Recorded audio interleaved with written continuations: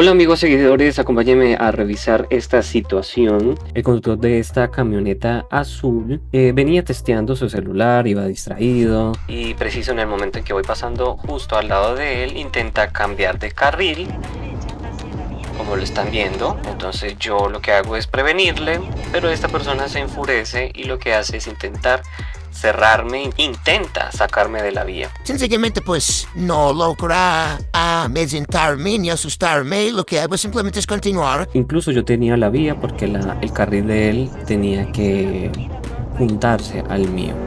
Aún así no le importó, no cerró el paso, incluso arriesga la vida de otros conductores haciendo lo mismo. Aquí podemos ver cómo le cierra el paso a esta camioneta blanca.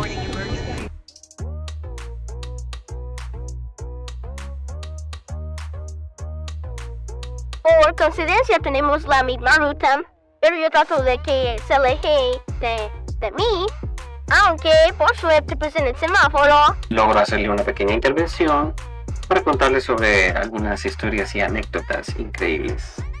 Pero al final lo resolvimos como todos, unos machos pechos peludos. Un pique a la versión Mario Kart.